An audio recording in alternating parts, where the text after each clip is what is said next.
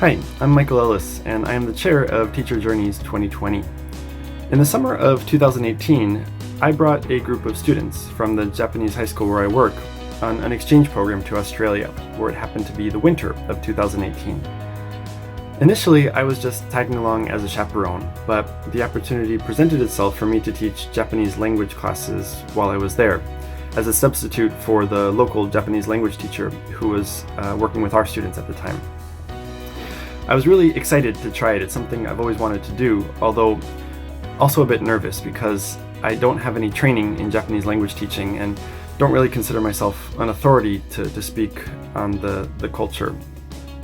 So the day before the first class, I remember, I was reading guidebooks, reviewing Wikipedia articles, hoping that I could cram in enough information to speak with some authority on Japanese culture in general.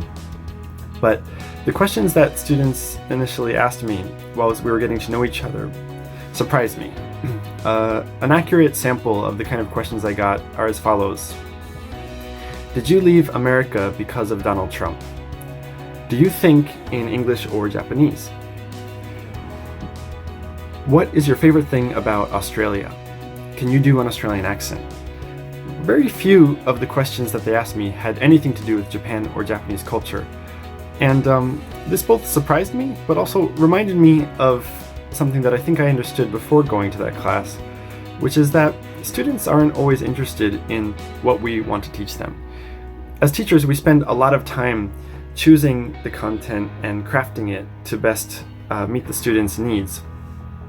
But a lot of the time, they're more interested in what we as teachers are wearing on the given day.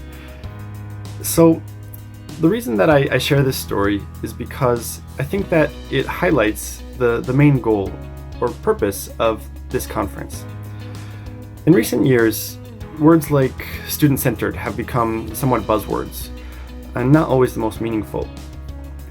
Of course, as teachers, our primary goal is to promote students' learning, and therefore our success should be assessed in terms of that.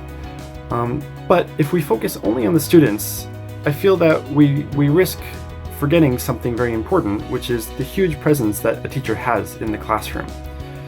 So the purpose of the Teacher Journeys Conference is once a year to turn that lens around and to look at individual teachers and their personal, professional journeys in order to better inform other teachers and help them to serve their students' needs.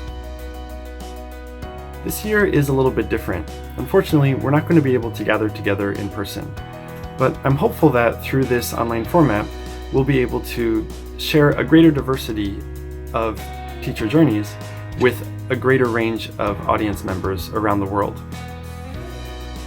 Please participate actively in the discussion by going to the YouTube pages and leaving comments or questions for the presenters. They will be checking that. I hope that you enjoy the conference. Thank you.